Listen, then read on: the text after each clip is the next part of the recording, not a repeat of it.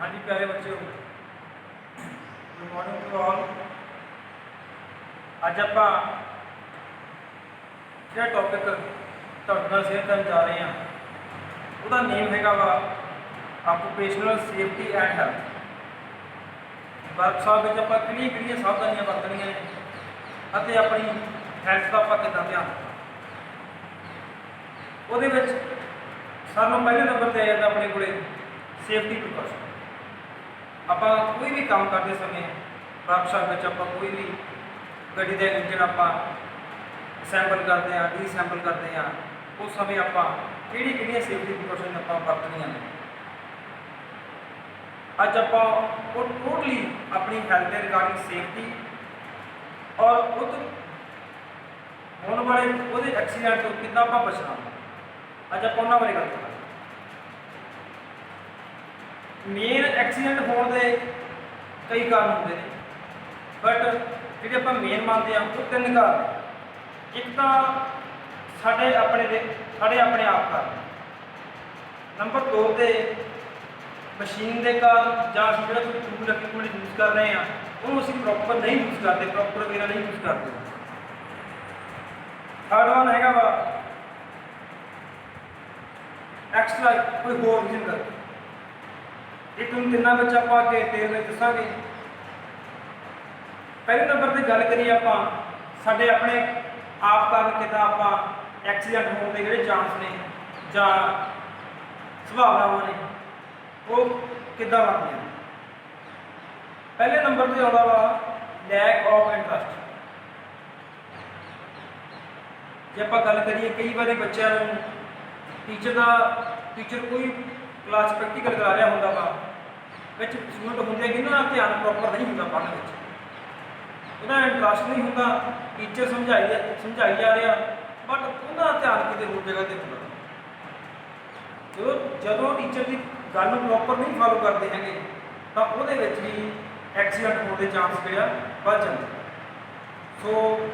जो कोई भी क्लास में कोई भी टीचर कोई गल आप दसदा वा किसी भी टॉपिक के रिलेटेड तो आप हर एक टीचर की गल बड़े ध्यान ਨਾਲ सुननी है। जिस वे वो काम करके आप दिखाते हैं प्रैक्टिकल करके दिखाते हैं आप उही वे उही आप रास्ते में फॉलो कर। नंबर दो पे लैक ऑफ कॉन्फिडेंस, आत्मविश्वास की घाट होता है। ये भी आप काम जो क्योंकि कोई बच्चा घरों सीख के नहीं होगा, हर एक बच्चे ने आके टीचर ने गाइड करना वा, टीचर ने तुहानूं सिखाउणा।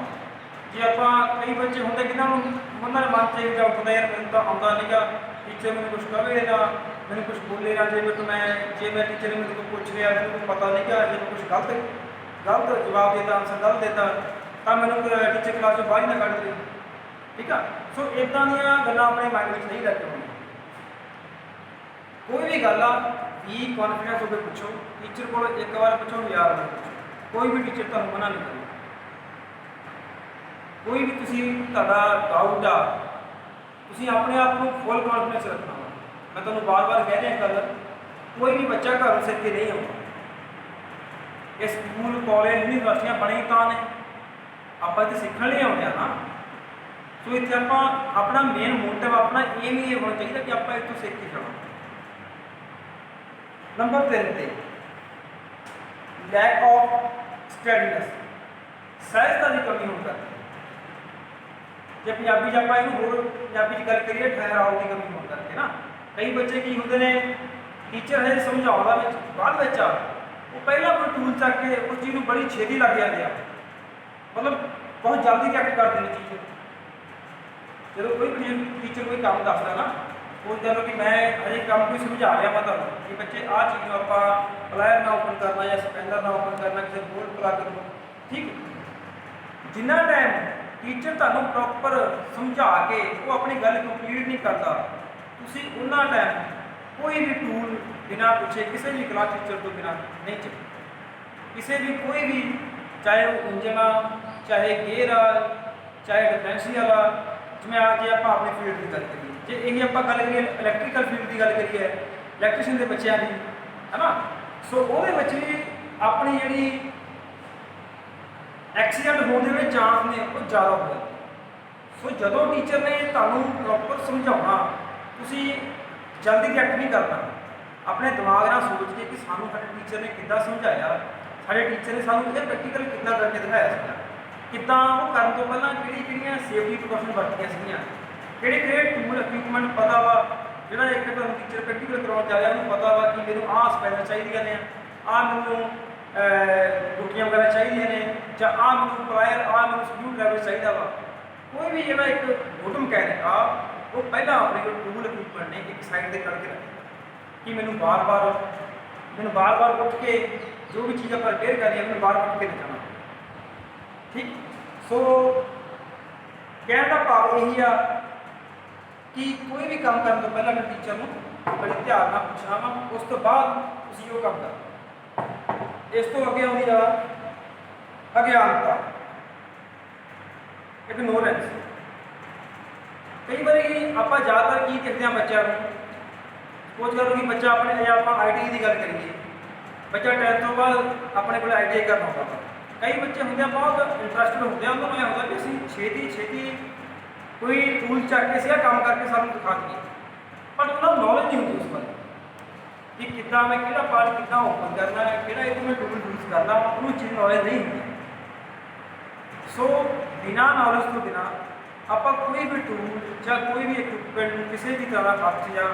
ਆਪਣਾ ਬੋਡੀ ਟੱਚ ਨਹੀਂ ਕਰਨਾ। ਬੜੇ ਧਿਆਨ ਨਾਲ ਸੇਫਟੀ ਪ੍ਰੀਕਾਸ਼ਨ ਲੈ ਕੇ, ਅਗਰ ਲੱਗਦਾ ਕਿ ਆਹ ਮੈਂ ਚੀਜ਼ ਕਰਨੀ ਆ ਤਾਂ ਆਪਣੇ ਟੀਚਰ ਤੋਂ ਪਰਮਿਸ਼ਨ ਲੈ ਕੇ, ਆਗਿਆ ਲੈ ਕੇ ਫਿਰ ਤੁਸੀਂ ਉਹ ਕੰਮ ਕਰੋ। ਠੀਕ, ਕਦੇ ਵੀ ਜਿਹੜੇ ਕੰਮ ਬਾਰੇ ਆਪਾਂ ਨਾ ਪਤਾ ਹੋਵੇ ਉਹ ਆਪਾਂ ਨੂੰ ਕੰਮ ਨਹੀਂ ਕਰਨਾ ਚਾਹੀਦਾ।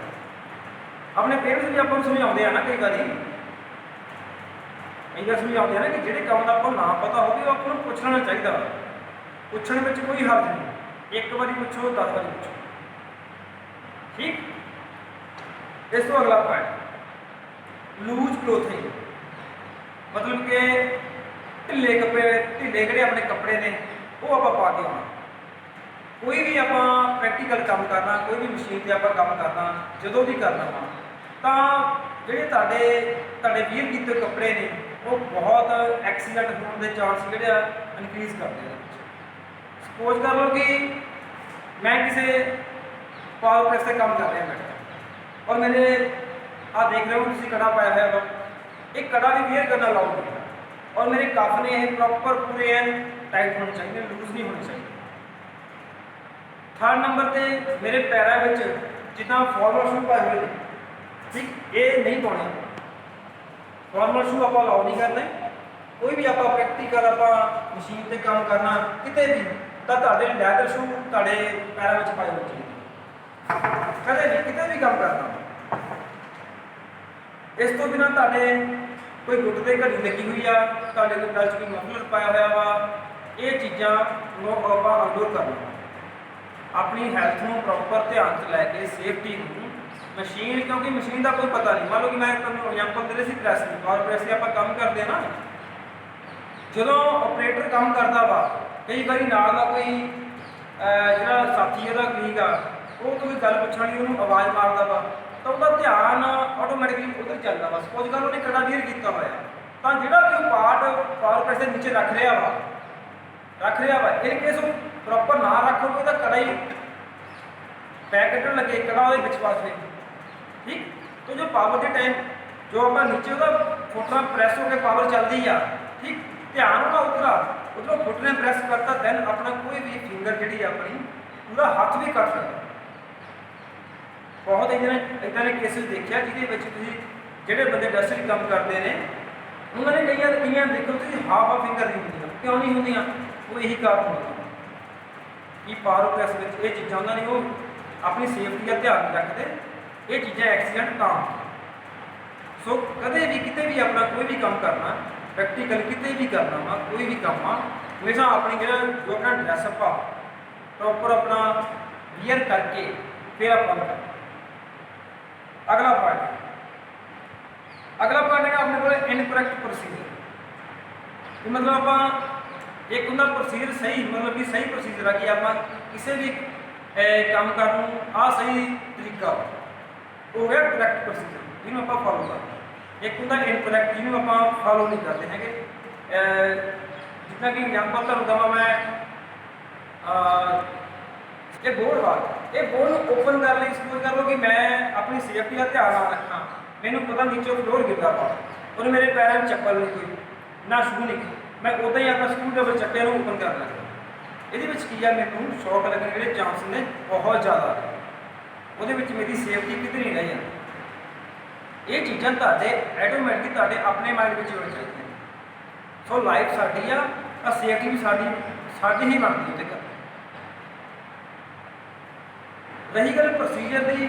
भी जो प्रॉपर मैथड आ उन्होंने फॉलो करके जो तुहानूं क्लास टीचर ने समझाया वा किदां तुसीं जो इंजन आ उन्होंने अपनी गड्डी तो किदां अलग करना वा अगे कहाँ इंजन को किदां तुसीं डिसमैंटल करना वा ठीक किदां तुसीं जिहड़ा उहदा सिलेंडर हैड आ उन्होंने किदां रिमूव करना वा किदां तुसीं जिहड़े अपने पिस्टन ने उन्होंने किदां क्रैंक अपने क्रैंक नॉट तो किदां रिमूव करना क्रैंक शाफ्ट तो किदां रिमूव करना वा वो प्रॉपर प्रोसीजर होंदा वो स्टैप बाय स्टैप आप जिद्दां चलांगे जिवें आपको टीचर अपना क्लास टीचर दसूगा आप अकॉर्डिंग वो सही प्रोसीजर को फॉलो कर लो कई बच्चे ने वो प्रोसीजर फॉलो नहीं करते हैं वह मेन कारण कि आप निकल रिजल्ट की निकलता अपने को कि एक्सीडेंट क्लीयर अगे नैक्सट पॉइंट है अपने को ओवर टाइम ये आप ज़्यादा समा लेना किसी भी काम कर लेना जिदा आप मोस्टली इंडस्ट्री में देखते हैं वर्कर की होंगे कई बार सैलरी लालच करके सपोज कर लो कि हर एक बंदे की जी कैपेसिटी है काम करने वो 8 आवर की है या मैक्सिमम 9 आवर ला लो 10 आवर ला लो मैक्सिमम ठीक है पर एक कोई भी वर्कर आ वो किसी भी मशीन पर काम कर रहा वा लगातार 10 घंटे तो काम कर रहा अपनी आफ्टर अपनी बॉडी आ बॉडी ले चाहिए वा बॉडी रैसट भालती है घंटे रैसट 2 घंटे रैसट तभी आप जो काम करा जो आप फिर लालच करते हैं कि यार मैं 2 घंटे ओवर टाइम होर ला लवां वो होंगे जो ऑपरेटर का जो मतलब कि वह मैंटल होंगे ना मैंटली प्रिपेयर जो होंगे वा वो कि दसा मैं जिमें कि वो कंसनट्रेशन वो घट जाती है ठीक है ना जो बंदा लगातार काम करी जाता वा सपोज कर जिम्मे तेन एग्जाम्पल दवा मैं जिमें आप नवी गड्डी चलाने लगते हैं ठीक है नवी गड्डी चलाने लगते आप प्रॉपर ध्यान घुट के सिंह फड़िया होंगे भी गड्डी इधर ना हो इधर ना होंगे ना जो आप 6 महीने गड्डी ला के अपना हाथ पूरा खुल गया फिर आप गड्डी अपना चलता होंगे हाथ साइड से अपने फोन होंगे ने कि नहीं नाल कोई बंदा गला बैठा आप भी हंगा दें कोई नाल अपने साइड से अपना याद नहीं करना कि आप भी हाथ मारते हैं होंगे ना इदा ठीक है वो जो ये चीज़ा सरकार अपन क्यों मना करती है कोई ड्राइविंग करते समय फोन लाओ क्यों नहीं आ ठीक है ना वो साडा ही बेनीफिट है अगर आप फोन यूज करेंगे ड्राइविंग करते समय सानू पता साडा ध्यान फोन में जाऊगा इनके मूहरे कोई अजकल आप देखते हैं कन्ने अवारा पशु करते हैं वही अगे आ गया तो अपने उत्थे जो एक्सीडेंट होने के चांस ने बढ़ जाते मैं दोबारा अपने टॉपिक पर आवा आप गल करें ओवर टाइम है ना भी ओवर टाइम आप जो लाने ओवर टाइम लाने वाला एक्सीडेंट क्यों होता हम सपोज कर लो कि 12 घंटे एक ऑपरेटर मशीन पर काम कर रहा 12 घंटे जो उन्होंने खा लीजिए आप कहिए एक सैकंड भी ये मान लो कि नींद आ गई जान कितने वो कितने अख लग गई रब ना करे वह भी हाथ बिच आ मशीन के पार्ट बॉडी का या बाह बिच आ अगर एक सैकंड भी वो हो गया ठीक है बिच वो हाथ रह गया तेन तो सारा आम वो वड्डी जानी है ठीक है ना सो ये सारिया गल्लां ने ये अपने को सेफ्टी प्रिकॉशन चाहदियां ने ठीक है जी जिन्हें भी तुहानूं पॉइंट दसे ने ये ध्यान नाल अगर कोई डाउट आ जो मर्जी पूछ लियो ठीक बाकी ये जो सेफ्टी तुहानूं दसियां ने प्रिकॉशन कल्ले कल्ले पॉइंट ये सारे तुसीं अपने नोट कर लियो हमेशा ये सेफ्टी पॉइंट आप लैके चलो कितने भी ठीक तो जो इस तो अगला अपने को टॉपिक आ वो तुहाडे नाल आपां शेयर करांगे नैक्सट वीडियो ठीक है जी ओके बाय जी थैंक यू।